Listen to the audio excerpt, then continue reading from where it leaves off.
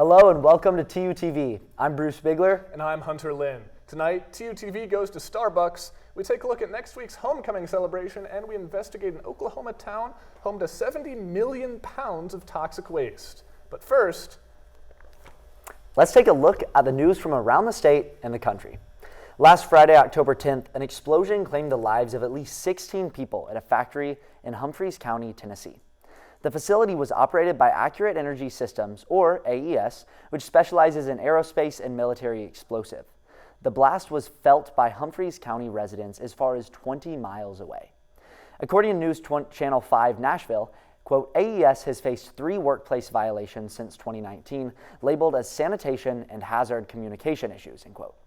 There is an ongoing investigation to determine the cause of the explosion. Governor Kevin Stitt has publicly criticized federal efforts to send National Guard troops between states. Last week, the Trump administration deployed hundreds of California National Guard troops to Portland, Oregon to combat alleged political violence. Stitt's spokesperson Abigail Cave stated that while Stitt supports Trump's hardline stance on immigration, he opposes deploying National Guard troops without approval from state leadership.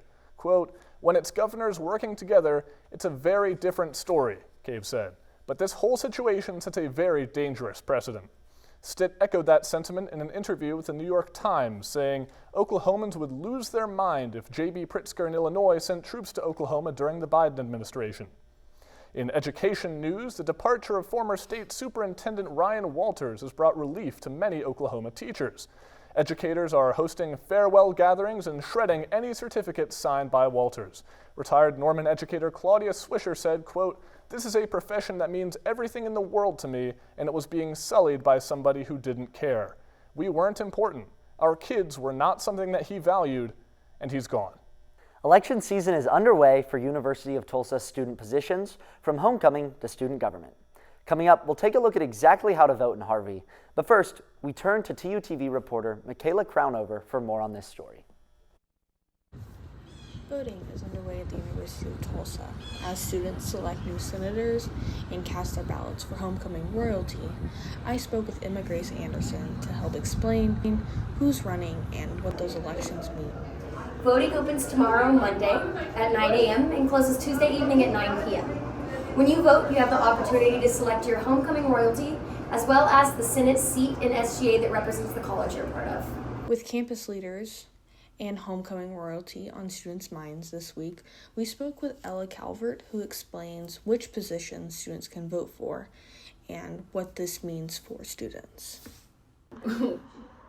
When you go to vote in Harvey, it should only show you the positions and constituencies that you're eligible to vote for. So your academic college, your place of residence, and then I think also your, you can vote for the at-large position, which anyone is eligible to vote for the at-large position. Voting opens up Monday morning at 9 a.m. and it closes Tuesday afternoon at 9 p.m. You have that full time to access your ballot. Voting is now easier than ever. With just a simple getting on your phone, going to Harvey, you can access your ballot as well. For TUTV, I'm Michaela Crownover. Reminder to TU students to access that ballot before the night ends if they want to cast their votes. 2 years ago this month, the largest Starbucks in Oklahoma opened on campus in the McFarland Library. Now, as the billion-dollar company looks to close several national stores, and I believe several is an understatement there, reporter Brooklyn Wagenblatt meets with the employees of this popular campus location.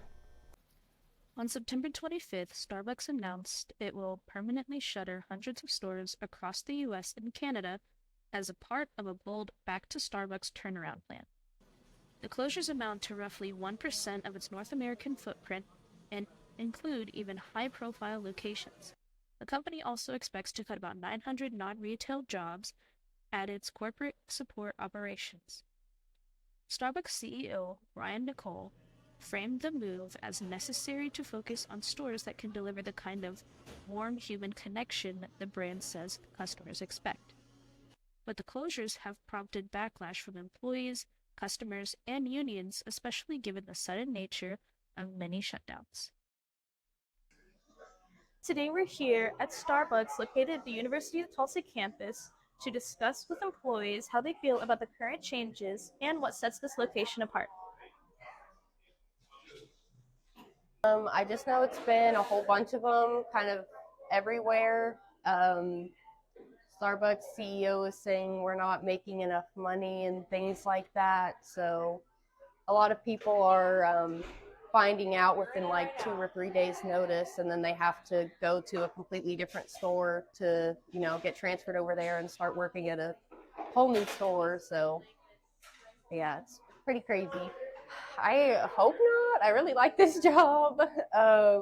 It's a pretty great location to be at. So I really wouldn't like it to affect over here. I wanted to stay away from this area. Location, that's always a big one.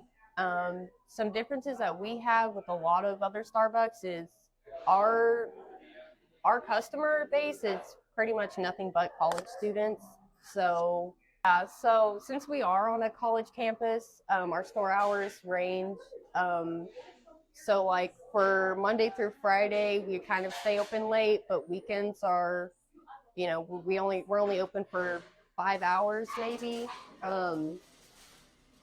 So yeah, because we don't have a lot of foot traffic coming through on the weekends because a lot of people that stop by here, like I said, are college students. So it's kind of before and after class and things like that and places to come and study. But on the weekends, I don't think anyone wants to be doing homework. So in some ways it definitely is, and others, no, definitely not. We weren't affected nearly as much by the dress code, for example, that they've implemented. And yeah, we tend to be able to be a little more relaxed on some rules than others. We're less strict about hours, really just less strict in general. Our pay's about the same, but overall, everyone's just a lot more chill here than they were at the corporate store I worked at. I remember at a corporate store, even though we were making so much more money, we were making about 15 hours a week on average. Here it's actually possible to get full-time hours, so that's pretty cool. There you go. Thank you. For TUTV, I'm Brooklyn Wagonblock. The annual Tar Creek Conference was held last week for environmental activists to share ideas and solutions on how to remediate the land. They discussed issues in Pitcher along with other neglected areas on Oklahoma land. TUTV reporter Roma Carter has a report. Environmental organizations from all over the United States gathered in Miami, Oklahoma at NEO College to discuss safety concerns relating to Oklahoma waterways. Environmental advocate Rebecca Jim explains further. 27th National Conference at Tar Creek. And it's held really on the banks of Tar Creek, where this campus is flooded when there's a bad flood. Concerned about flooding, contamination, and health implications, these advocates voice solutions through volunteer work and unification efforts because they have lost much hope in our state government entities. So we had to sue the state of Oklahoma, not the chicken industry, not the farmers, but the state of Oklahoma, just to get them to enforce the rules and the regulations that are on the books now. From dangerous lead levels to home buyouts to Army Corps presence to potential continuation of extracting rare earth minerals, environmental action and awareness is needed now more than ever.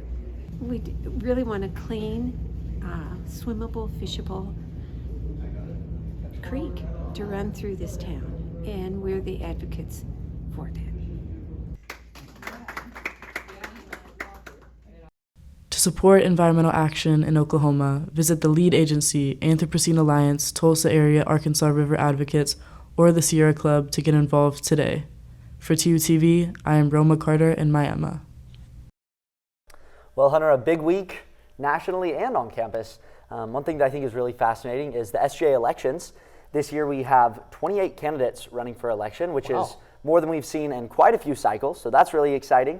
And also I got word that as of this morning, we're on track to have the largest voter turnout in any fall SGA election since 2019. Wow, how about that? It's great there are so many politically involved students on campus, just like it's great that you've turned into TUTV.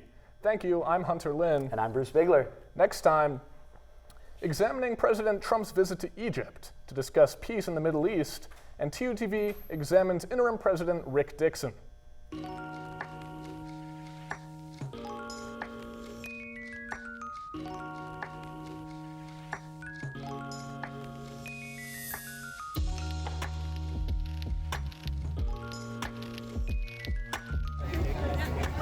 is Anna, and I'm an RA from Lottie Jane Navy. Hi, I'm Isabella. I'm also an RA at Lottie Jane.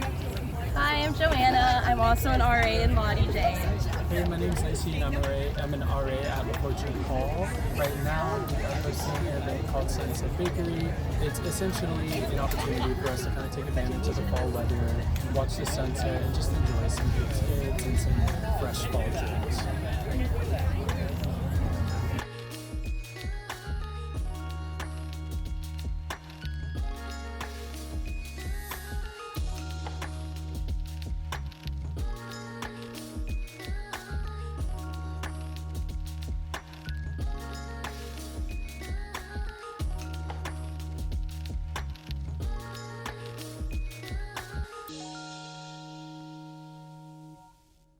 Hello and welcome back to TUTV. I'm Bruce Bigler. And I'm Zach Edwards. We have some great stories coming up for you. But first, more campus events.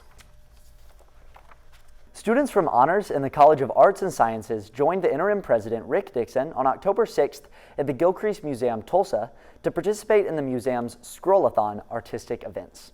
The event ran through October 6th to 10th and hosted about 500 creators. For more information and to preview the artist's works, please visit gilcrease.com. The Oklahoma Center for the Humanities is partnering with Heller Theater Company to present Helloween, a festival of Halloween-themed short plays produced entirely by local Tulsa artists. The event runs from 7 to 9:30 p.m. at 101 Archer this Friday, October 17th. Tickets are $20 and can be purchased online. Stay tuned next week for further TUTV coverage on this spooky theater event. Interim President Rick Dixon spoke before finance and business students at Wednesday's Friends of Finance event, held in the Allen Chapman Student Union Great Hall. Friends of Finance is an organization of business professionals, TU alumni, and supporters of the Collins College of Business. Members share a passion for finance and operations management and are committed to helping TU gain national prominence in these areas. Homecoming week is kicking off October 20th with a packed schedule of on-campus fun. This includes street painting from 6 to 9 p.m. Tuesday, the annual campus bonfire on Friday, October 24th, Phi Eta Sigma Honor Society induction, and more. Tune in to TUTV next week for further coverage of Homecoming week and news and events. Shifting to international news, yesterday, Israel released hundreds of Palestinian prisoners and Hamas released 20 Israeli hostages as part of Phase 1 of a tenuous U.S.-backed peace agreement. Delegates from over 30 countries, including President Trump, attended a summit in Europe to celebrate the event, although representatives from Hamas and Israel were absent. Israel has begun reducing aid to the Gaza Strip until Hamas returns the bodies of hostages remaining in the territory. Also, the 2025 Nobel Prizes have been announced. John Clark, Michel Devoret, and John M. Martinez received the prize in physics. Susumu Kitagawa, Richard Robson, and Omar M. Yagi in chemistry, Mary Ian Brunkov, Fred Ramsdell, and Shimon Sakaguchi in medicine, and Laszlo Krasnokorki received the prize in literature. Venezuelan democracy advocate Maria Corina Machado received the Nobel Prize for Peace.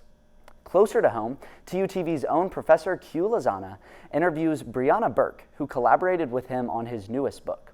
This is our special guest interview.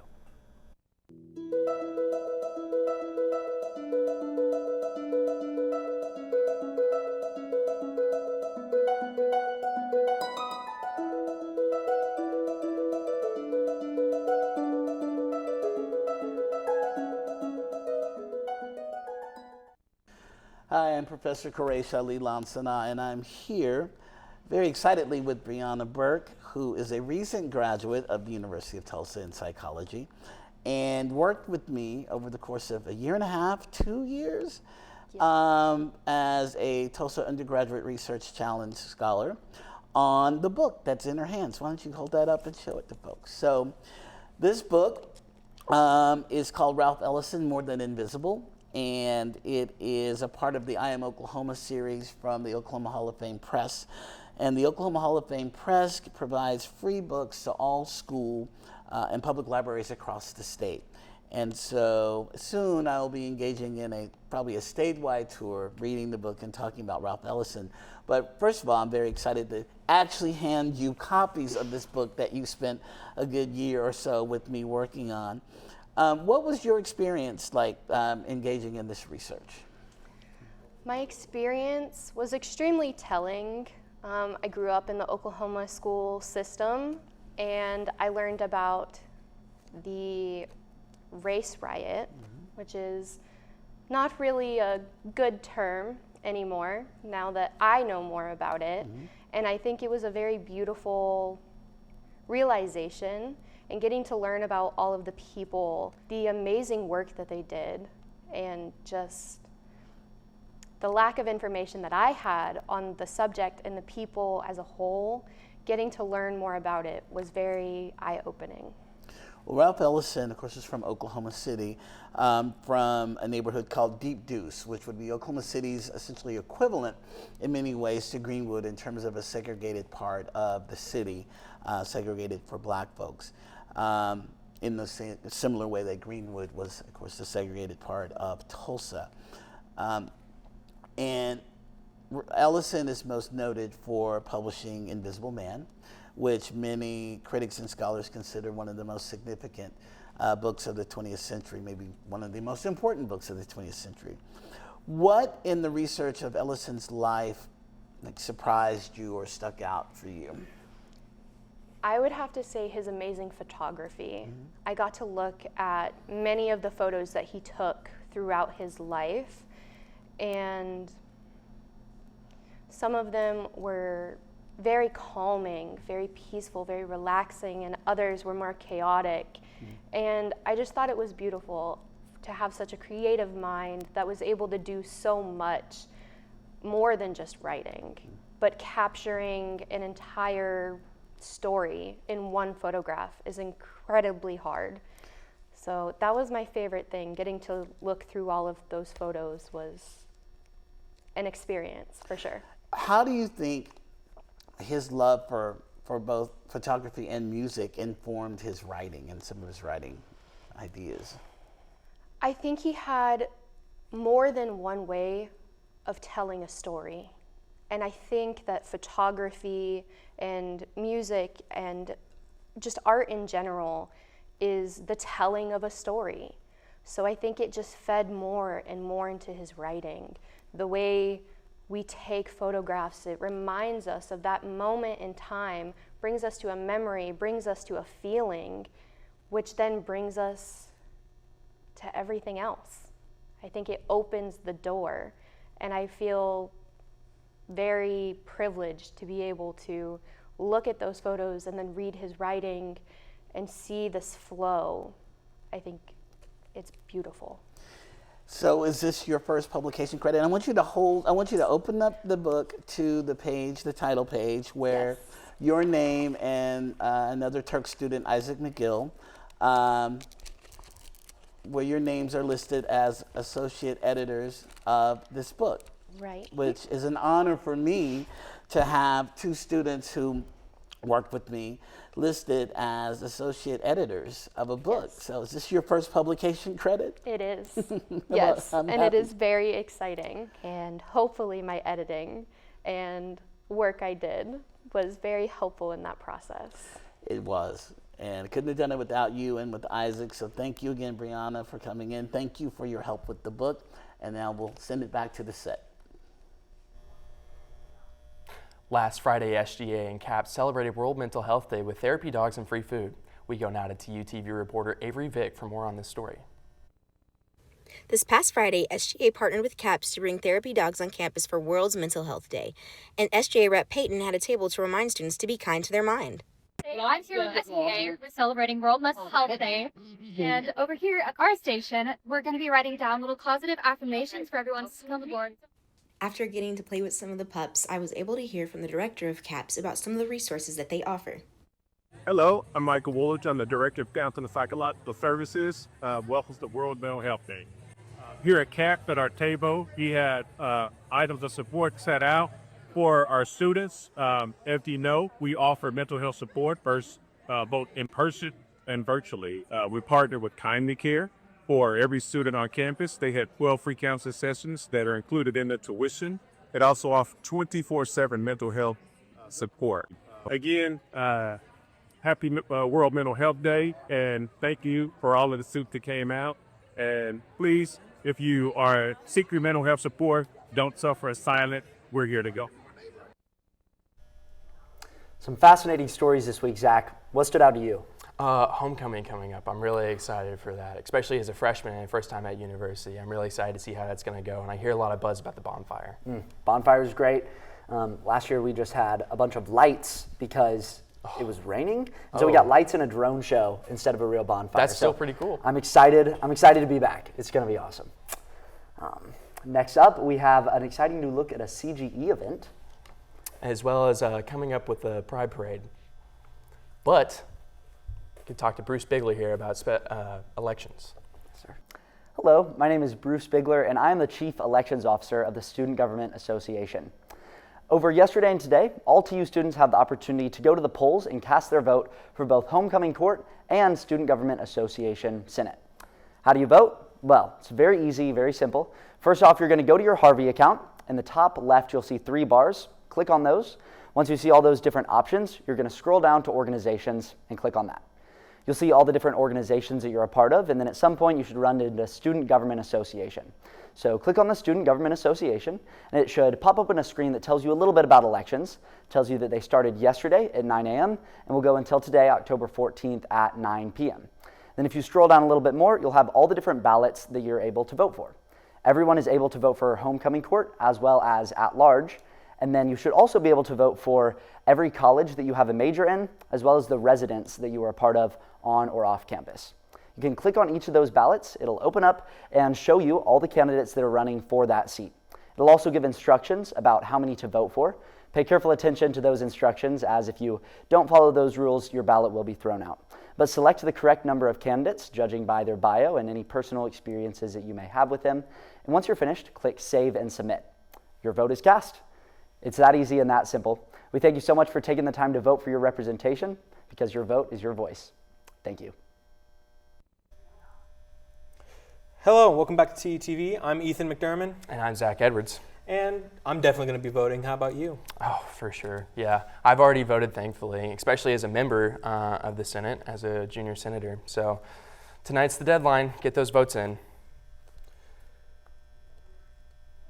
Tulsa's Homecoming Week begins on October 20th, but Center for Global Engagement held their own homecoming event with a Hollywood twist. We go to TUTV reporter Van Vo for more on this story. Hi, for TUTV, I'm Van Vo. I'm standing here at the Center for Global Engagement. They are celebrating Hollywood Homecoming. It is an event designed to introduce international students to American homecoming culture. For many exchange students and first years, homecoming can be an unfamiliar tradition. This event gives them a chance to experience it in a welcoming environment. This event can help bridge the cultural gap and create a sense of belonging for our international community here at UT Tulsa. Hi, so I organized the homecoming event for exchange students because a lot of our exchange students from all over the world, when they think of homecoming, they think about dance, which is usually what we see in movies. But with college, homecoming is actually the football games and all the other tailgating activities. So I made this event so that they can still have that dance part that they know from watching movies, and I hope they had fun with it. It was a lot of fun discovering the American tradition. It was my first homecoming ever. We don't have that back home, so I enjoyed my time. It was nice, like spending out with all the international, a lot of fun. There are a variety of ways to stay physically active on campus, from intramural sports to the Collins Fitness Center facilities. This week, reporter Jody Hollins takes a look at another TU club looking to bring some competitive fun to campus. Club tennis meets Tuesdays and Thursdays at 6:30 p.m., and club president John Saul breaks down a typical practice. Well, usual practice, we warm up for about like 10 to 15 minutes. We get up into groups. We play either King of the Court or we play matches that day. But for today, we played matches, and Jody behind the camera right here, he got better. That's what we do. We get better. And towards the end of practice, club tennis has an interesting way of closing the night out. For TUTV, I'm Jody Hollins. I say Tulsa, you say Hurricane Tulsa. Hurricane Tulsa. Hurricane Tulsa. I say Golden, you say Hurricane Golden. Hurricane. Golden. Hurricane.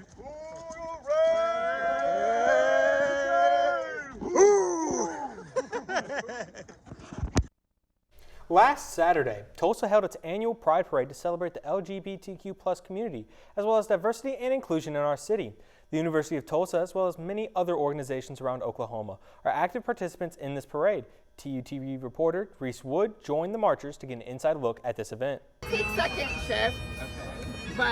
On Saturday, staff and students from the University of Tulsa participated in Tulsa's annual Pride Parade. The parade started at Boston Avenue United Methodist Church and went all throughout the city, consisting of organizations and businesses from all across Oklahoma. The TU contingent for the Pride Parade was organized by Women's and Gender Studies in partnership with the Office of Resilience and Belonging. So, TU has been sending marchers to the Pride Parade for several years, and it's been organized by different folks. WGS, Women's and Gender Studies, has been involved in marching many years, and I think we've organized the marching the past couple of years, often with another office. So this year it's Office for Resilience and Belonging. In the past it's been with athletics. This is Tulsa's 26th annual Pride Parade and the 4th year of the University of Tulsa's participation in it. As you can see, this Pride Parade is happening in October rather than June, which is recognized as Pride Month. This is in response to health concerns relating to the Oklahoma June heat. This change took place last year, and it will continue to take place for the years to come. When TU first began participating in Tulsa's Pride Parade, it was led by TU's Athletics, Diversity, Equity, and Inclusion Committee, which has now been renamed to the Office of Resilience and Belonging. I got involved in the Pride Parade just because all my friends were coming. We're all LGBT, so we wanted to come here and show our support, and even though it's a red state, there's still gay people and there's still a community here. For TUTV, I'm Reese Wood. The monthly meeting of Unreal Engine user group and game developers met last Thursday night. They tested a newly showcased project by one of their members and shared ideas for the future. Tony Scardino has the report. Did you know that the University of Tulsa has a club for aspiring video game developers? Founded over a decade ago by Richard Mitchell, the club is a place for beginners and seasoned developers alike to share ideas, showcase projects, and connect with one another. They were doing some initiatives in Tulsa, and they're like, hey, do this as part of Techlahoma, and it's a bigger organization that is a nonprofit that's trying to help grow the grassroots community here. And then game development was one of the initiatives. So we have a sister group that is the Oklahoma Game Developers, and they're in Oklahoma City, and then we're Tulsa Game Devs. So we're trying to, on both fronts, build things up here just for the state itself. Right now is the arcade project. We're building out arcade cabinets and using the 3 main engines that people would use, and that's Unity, Godot, and Unreal. And then each of those projects will be on an arcade, and you're able to cycle through the games and then play them. And then the big thing about that is they'll be at places in town. So it's not like, oh, it's just going to be stuck in one place and you have to pay for it or whatever. We've worked with different partners that I can't officially say anything yet because it's still in the talks, but it will be cool places that you would want to go to, and it's a reason you would want to go there in town, and you could just play the game. So I've made games well before the club, starting in about 2018. And I didn't know they existed back then. And I found them, and I thought that was really great to meet like-minded people. Usually our collaborations tend to be testing each other's games, but we do have artists in the group that have made art, and I brought a musician today that is part of a group, and he makes music here too. And we also collaborate in game jams and the cabin jam that we're doing right now. In video game development, what interests me in that, mostly the programming, because I like to problem solve. I like having a challenge and overcoming that challenge repeatedly and learning new things constantly. The club meets here in the Belovich Student Commons on the second floor of Razor Hall at 6 p.m. on the second Thursday of each month. I graduated from TU with a computer simulation and gaming major, and I'm currently pursuing a master's in computer science.